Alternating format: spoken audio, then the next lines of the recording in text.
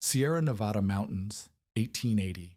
Snow already piling 3 feet deep around the settlement when most neighbors finished their cabins in late September. Lars Haug was still building in October. Wind cut across granite faces, pine smoke rising from stone chimneys, the sound of axes splitting wood echoing through valleys where winter could bury a man for 7 months. This Norwegian immigrant had staked his homestead around a house-sized boulder, 20 feet high, 30 feet long, and built his cabin walls directly against the rock. Neighbors called it wasteful, called him too lazy to clear the stone. They raised four-wall cabins in 3 weeks using 70 logs each. Lars spent 10 weeks, used 55 logs, and made that granite face his entire north wall. Then January arrived. Temperatures dropped to 8 below zero for days.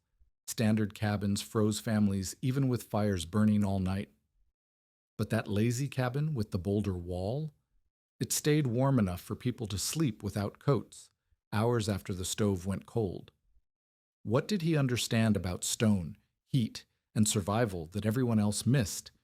If you value stories of practical wisdom that stood the test of time, make sure to subscribe.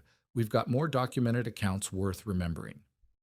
The mercury thermometer hanging on the porch read 5 degrees below zero at 6 in the morning, January 1882, wind howling across the central Sierra Nevada at 6,500 feet elevation. Snow had piled 8 to 10 feet against the cabin walls through the night, drifts sculpted into sharp ridges by gusts that shook the pine frames of neighboring shelters. Inside the small one-room cabin, roughly 14 by 18 feet, with a 7-foot ceiling, the fire in the cast-iron stove had died 6 hours earlier. Yet the room held steady at 38 degrees, breath visible, but water buckets still liquid. The back wall was not wood at all, but a granite face that read warm to the bare palm, radiating heat like a banked coal long after the flames had turned to ash. In the settlement's other cabins, built with 4 exposed log walls, according to standard frontier practice, similar stoves burned through the night, yet rooms dropped near outside temperature by dawn.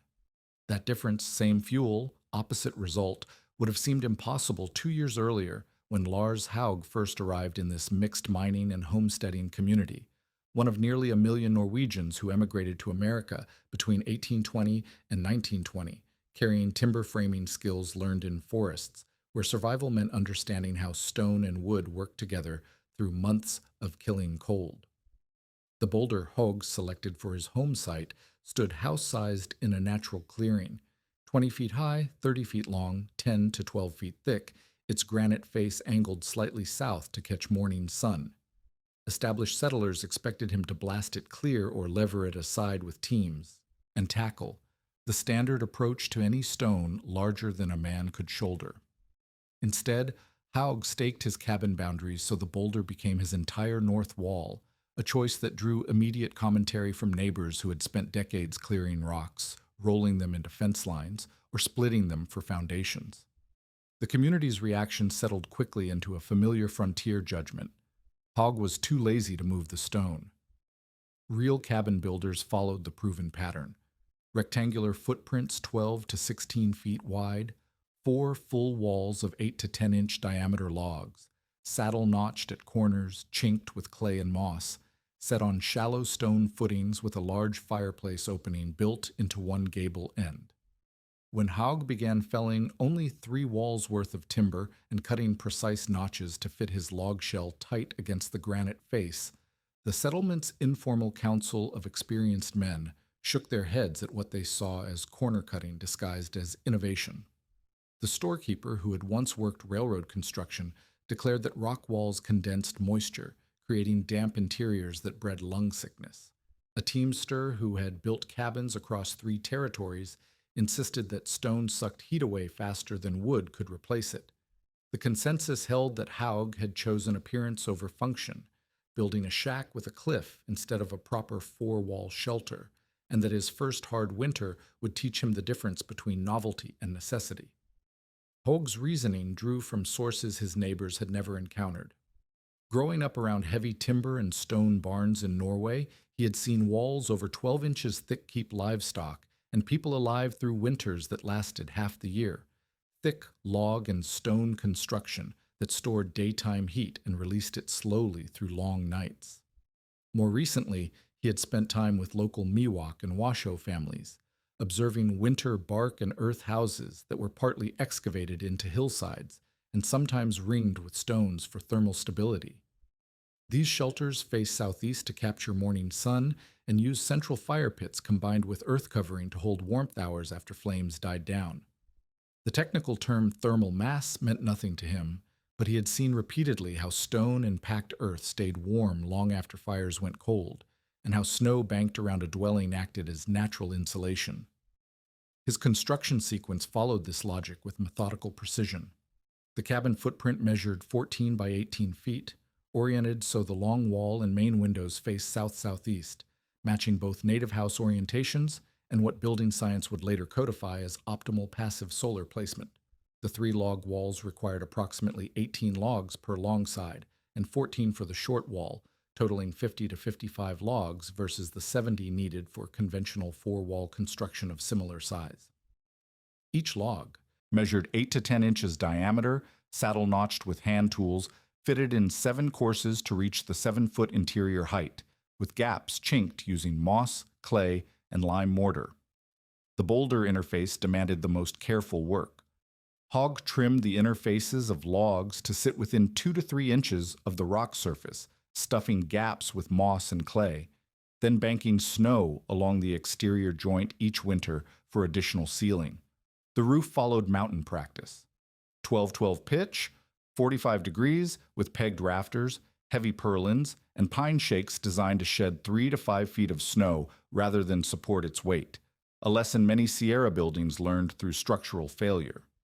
His heating core consisted of a small cast iron stove positioned 3 feet out from the boulder, with stovepipe and chimney built, so a short masonry section made direct contact with the stone face.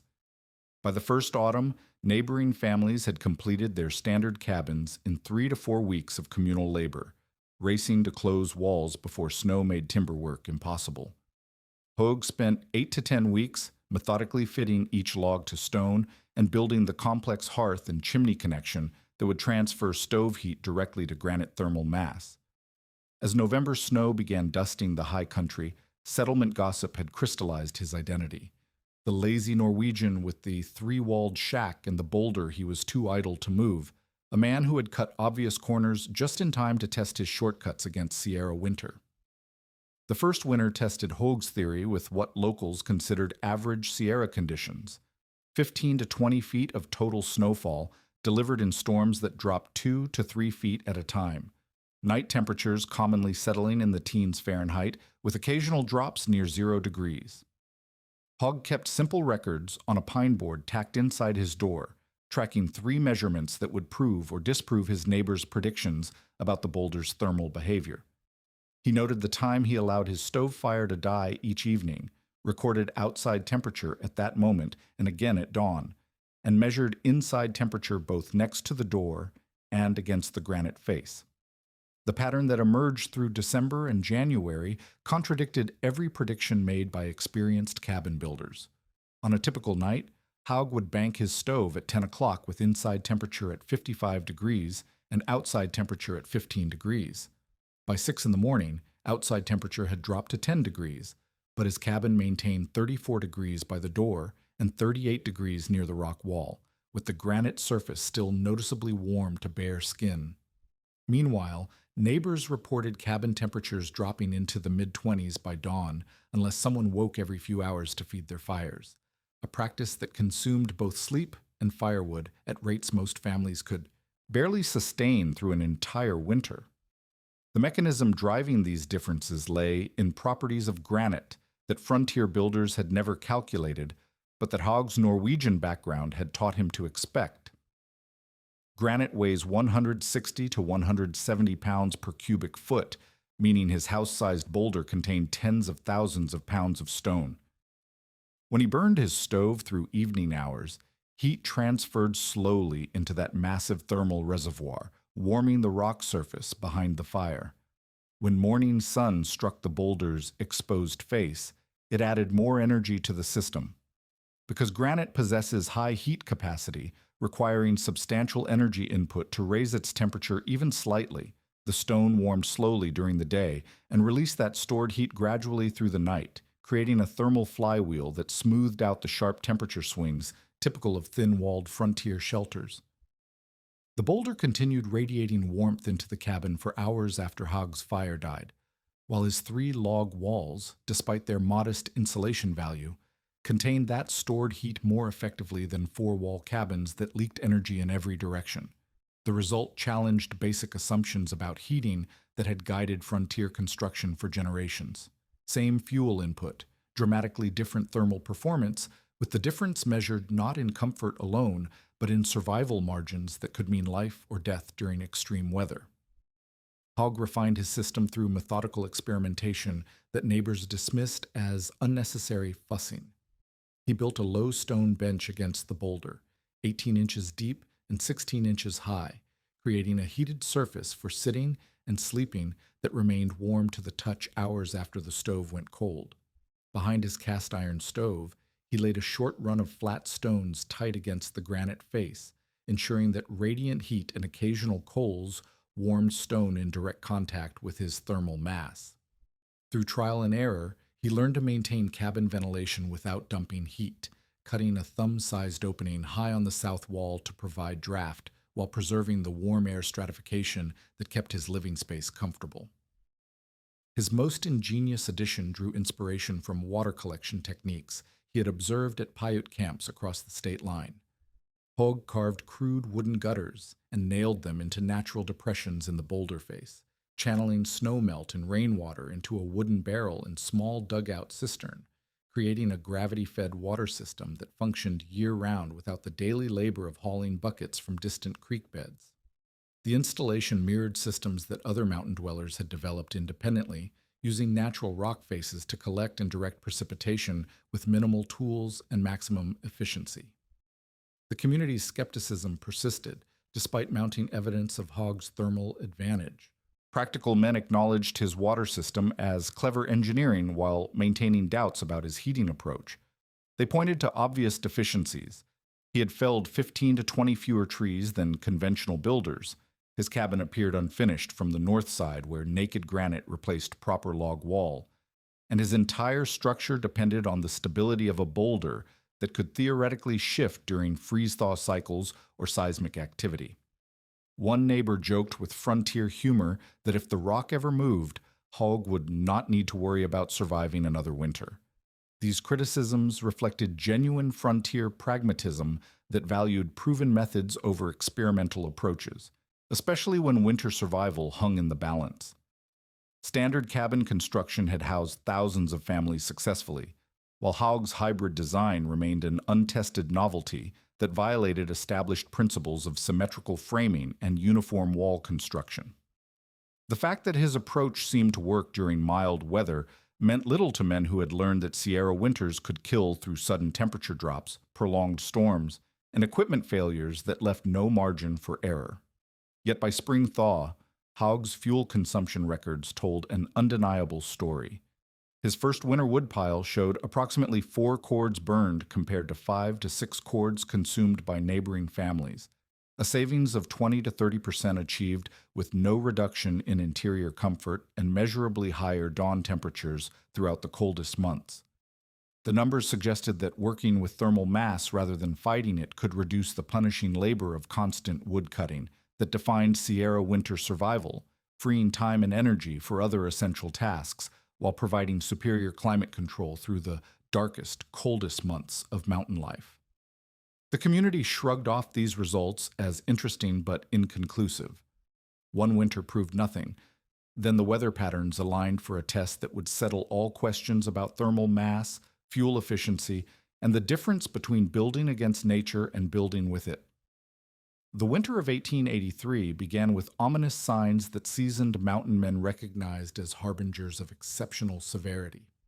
By early December, snow depth around cabin foundations already measured 3 to 4 feet, double the accumulation typical for that date, while night temperatures dropped regularly into single digits with daytime highs struggling to reach 20 degrees. Freight wagons bound for the settlement faced increasingly treacherous conditions on mountain passes, drivers reporting drifts that required teams of 8 oxen to break through sections that normally accommodated single wagons with modest effort. Resupply schedules stretched from weekly to uncertain, forcing families to ration supplies purchased for standard winter duration and calculate fuel consumption with the grim precision of men facing potential starvation. Standard cabin construction revealed its limitations under this early pressure, with failures that escalated from inconvenience to genuine hardship. The Johnson family's 14 by 16-foot cabin, built with 4 exposed log walls and an open stone fireplace positioned on the windward gable, suffered from systematic heat loss that no amount of stoking could overcome.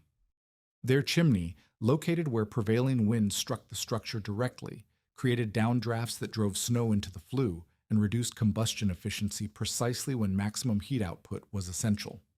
Chinking between logs, adequate during mild weather, dried and cracked under repeated freeze-thaw cycles, allowing frigid air to infiltrate through seams that whistled audibly during windstorms. The O'Rourke family documented interior conditions that illustrated the thermal failures inherent in conventional frontier construction. Despite maintaining fires from dusk until dawn, they reported water buckets frozen solid by morning just 2 feet from their hearth, with interior frost forming half-inch thick on log faces throughout their living space. Dawn temperatures inside their cabin frequently measured within 10 degrees of outside readings, creating conditions that required constant vigilance to prevent hypothermia in children and elderly family members. Their fuel consumption had escalated to levels that threatened their ability to survive until spring thaw, burning through firewood at rates approaching 1 cord per month when their entire winter stockpile totaled only 6 cords. Across the settlement, families faced similar mathematics of survival that reduced winter existence to stark calculations of available fuel versus projected consumption. Standard practice called for 6 to 7 cords of firewood per cabin through an average Sierra winter, each cord containing 128 cubic feet of seasoned wood that represented weeks of dangerous cutting, splitting, and hauling labor. Under the exceptional conditions developing through December and January, consumption rates suggested families would require 8 cords or more to maintain survivable interior temperatures. Yet most had stockpiled only the normal allocation and found additional cutting nearly impossible in deep snow and extreme cold. Hogg's Boulder-backed cabin performed under identical outside conditions with thermal behavior that contradicted every prediction made by experienced frontier builders. Snowdrifts accumulated 4 to 5 feet high against the granite's base, creating natural insulation that enhanced rather than degraded the stone's thermal properties. His evening routine remained unchanged from milder winters, burning the cast iron stove hot from supper until 10 o'clock, then allowing the fire to die naturally, while thermal mass stored in tens of thousands of pounds of granite continued radiating heat through the night. Hours when conventional cabins lost energy most rapidly. Temperature measurements recorded during the worst cold snaps revealed the dramatic advantage provided by working with thermal mass rather than fighting it through brute force heating. When outside temperatures dropped to 0 degrees at midnight and continued falling to 5 below by dawn, Hogg's cabin maintained 60 degrees near the stove and 50 degrees by the door at 10 o'clock when he banked the fire. 6 hours later, with the stove completely cold, interior temperatures measured 40 degrees adjacent to the granite face and 36 degrees near the entrance, representing a differential of 35 to 40 degrees warmer than outside conditions achieved without overnight fuel consumption or human intervention. This performance gap became impossible for neighbors to ignore when Elias Johnson stepped inside Hogg's cabin during a January dawn check and found himself in an environment that felt fundamentally different from his own shelter. The stove had been cold for hours, yet the stone bench radiated perceptible warmth, and cabin air remained breathable without the sharp bite that characterized frozen interiors. Johnson examined Hogg's crude temperature log, comparing recorded numbers with conditions in his own 4-wall cabin, and confronted data that challenged basic assumptions about heat retention and fuel efficiency that had guided his construction decisions. The evidence was quantifiable and undeniable. Hogg's daily fuel consumption averaged 1/8 cord during the coldest weather, approximately half the wood required by conventional cabins for inferior thermal performance. His remaining woodpile of 2 to 3 cords represented adequate supply through even extended severe weather, while neighboring families watched their reserves dwindle toward single cords that might last until February if carefully rationed. Yet Johnson dismissed these results as products of the cabin's sheltered location rather than superior design, clinging to conventional wisdom that attributed thermal advantages to site characteristics rather than construction methodology. The contrast between building approaches became starkly visible in daily routines that defined winter survival. Hogg split and stacked modest amounts of firewood from reserves that would clearly last through spring, working outside in comfortable intervals when weather permitted. His neighbors spent every clear day in desperate woodcutting expeditions, traveling increasing distances from the settlement to find standing deadfall, working in dangerous cold that induced frostbite and exhaustion, hauling loads that barely replaced daily consumption. Their woodpiles shrank toward levels that represented genuine survival threats, creating anxiety that compounded the physical stress of maintaining heat through manual labor and constant vigilance. By late January, atmospheric conditions suggested worse weather approaching. Barometric pressure dropped steadily, while high cirrus clouds developed the distinctive patterns that old-timers recognized as storm warnings. The oldest trapper in the valley, a man whose father had survived the killing winter of 1846, studied wind direction and cloud formations with growing concern, muttering about pressure patterns that matched stories of storms that buried entire settlements under snow measured in tens of feet rather than single digits. The stage was set for a test that would prove definitively whether thermal mass represented legitimate engineering or dangerous overconfidence in untested methods. The storm arrived February 2nd with wind gusts measured at 60 to 80 miles per hour and temperatures plummeting to single digits during daylight hours, then dropping below zero through nights that stretched endlessly under cloud cover, so thick that dawn barely registered as gray twilight. Snowfall totaled 4 to 5 feet in the first week, delivered in waves that buried cabin eaves, blocked doorways, and created drifts 10 to 12 feet high against north-facing walls. Smoke from chimneys hugged the ground rather than rising, indicating atmospheric pressure drops that prevented proper combustion draft, precisely when maximum heating efficiency was essential for survival. The blizzard matched historical records of Sierra storms that had buried railroad lines and mining camps under snow measured in tens of feet, storms that killed through combination of cold, isolation, and the systematic failure of structures built without understanding of extreme weather dynamics.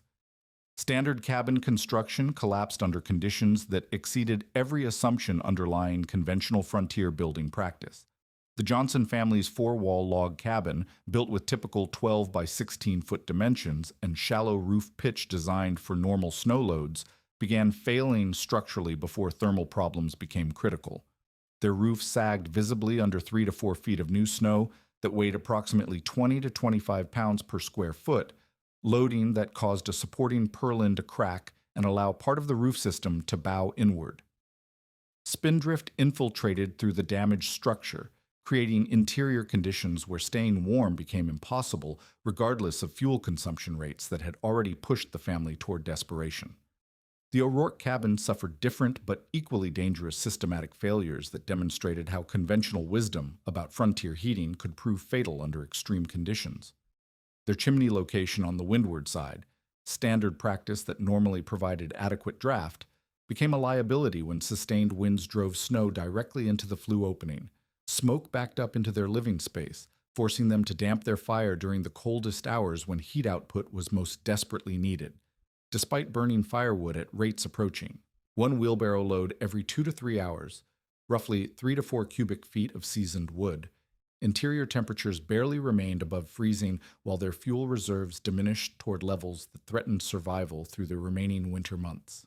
A bachelor's crude shack, built more like a storage shed than proper living quarters, simply became uninhabitable as chinking fell away and interior temperatures tracked within 5 degrees of outside readings.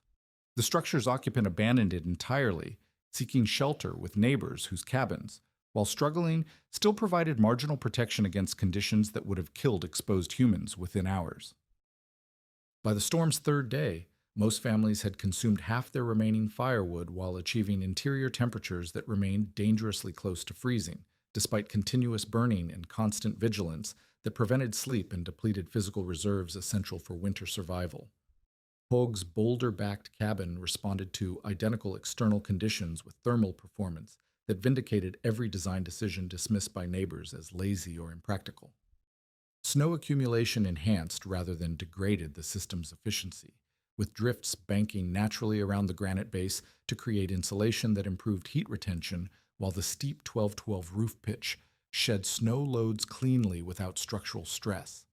His daily fuel consumption remained at 1/8 cord of seasoned wood burned during 6 to 8 evening hours, then allowed to die naturally, while thermal mass stored in the boulder continued providing heat through the critical overnight period when conventional cabins lost energy most rapidly. Temperature records maintained through the storm's worst nights revealed performance gaps that represented the difference between survival and death for vulnerable family members. During one 24-hour period when outside temperatures dropped to 8 degrees below zero, Hoag's evening fire brought interior temperatures to 64 degrees near the stove and 55 degrees by the door at 7 o'clock. By midnight, with the fire reduced to coals and damped, readings showed 48 degrees near the door and 52 degrees adjacent to the granite face. At 6 in the morning, 6 hours after the fire died completely, interior temperatures measured 40 degrees by the entrance and 44 degrees at the stone bench, representing a 40 to 50 degree differential above outside conditions achieved without overnight fuel consumption or human intervention.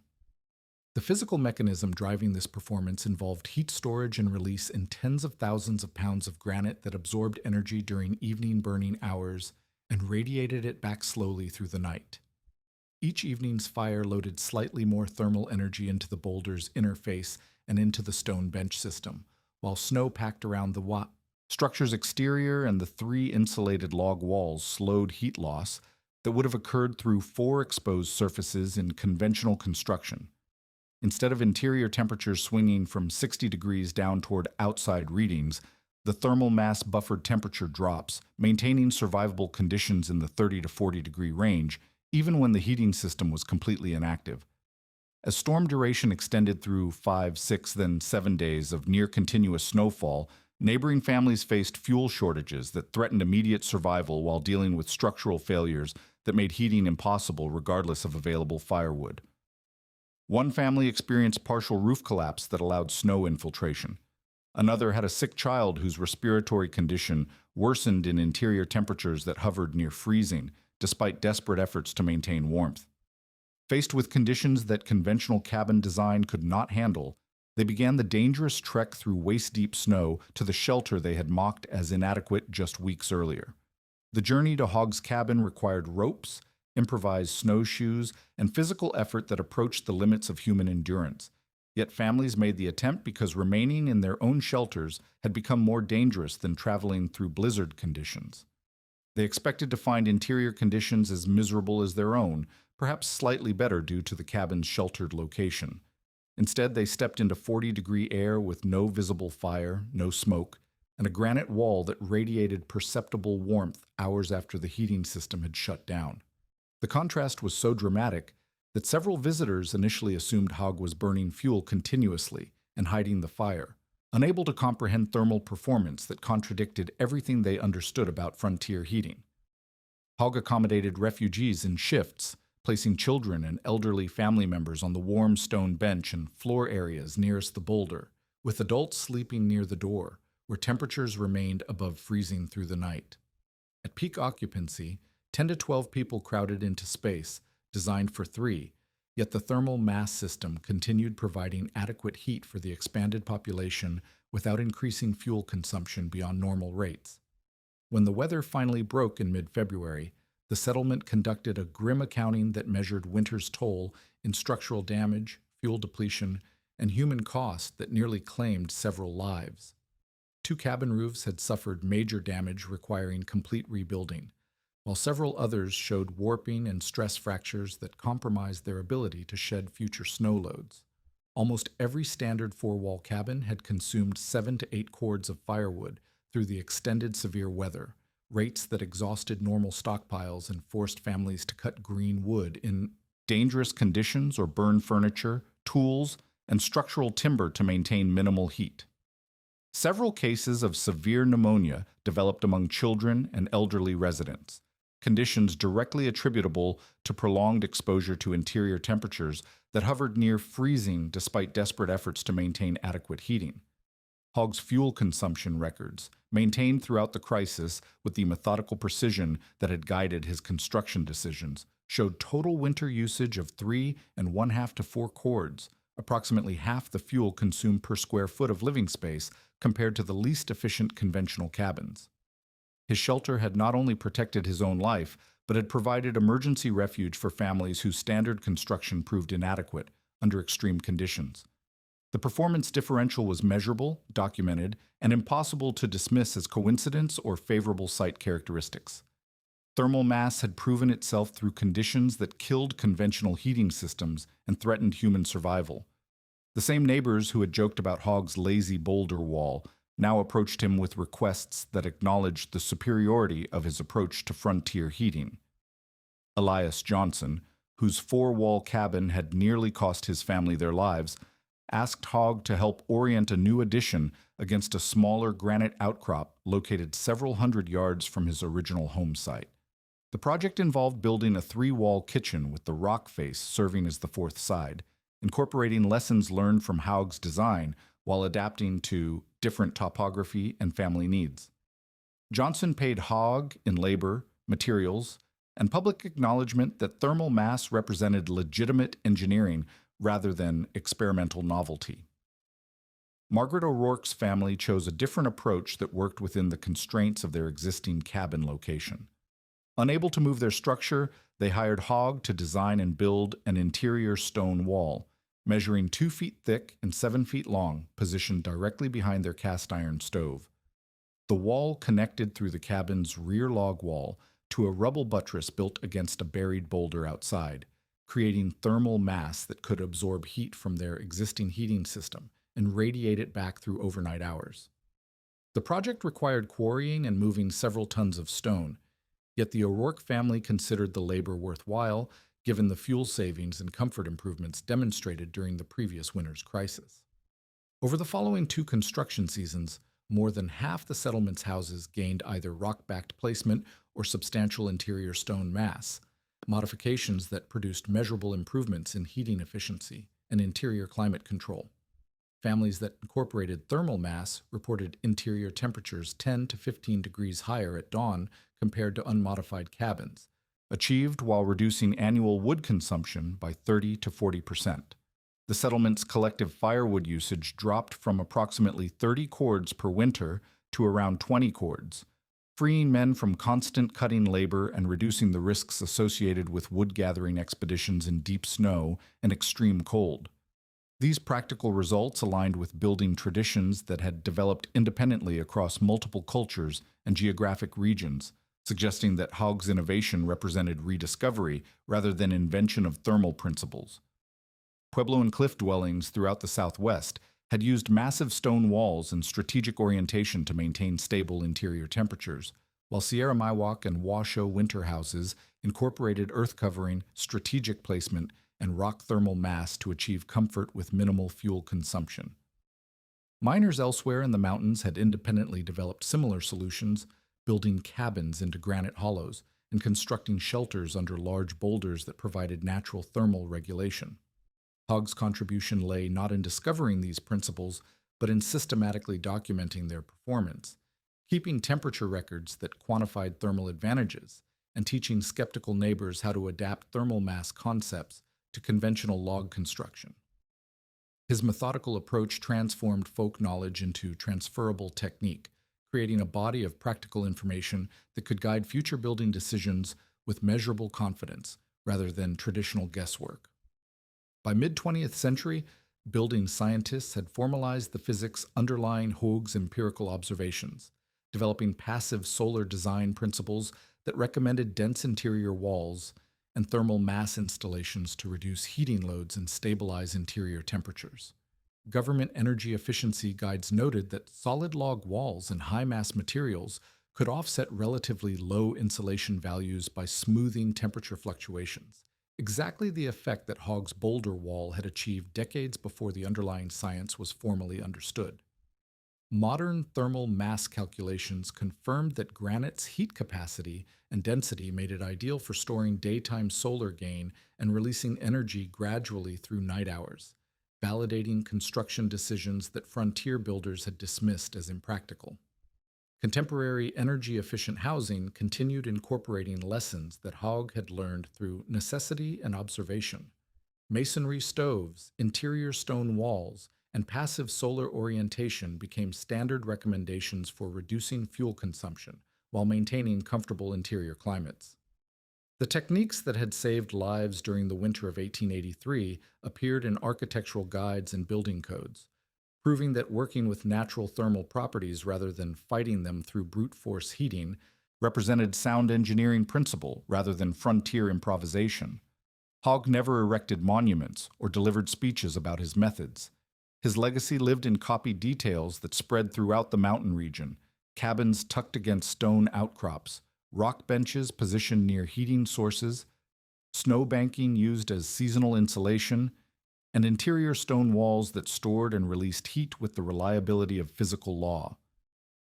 Visitors to the settlement learned these techniques through observation and practical demonstration, carrying thermal mass concepts to other communities, where fuel efficiency meant survival and intelligent design could make the difference between comfort and catastrophe. The boulder that had seemed an obstacle to be cleared became the foundation of construction knowledge that influenced mountain building for generations. In settlements where winter lasted 7 months and firewood represented the margin between life and death, the difference between success and failure often reduced to a simple principle that Hogg had proven through systematic measurement and community demonstration. On that mountain, survival belonged to those who understood that working with stone, snow, and thermal mass was more effective than fighting them with endless fuel and constant labor.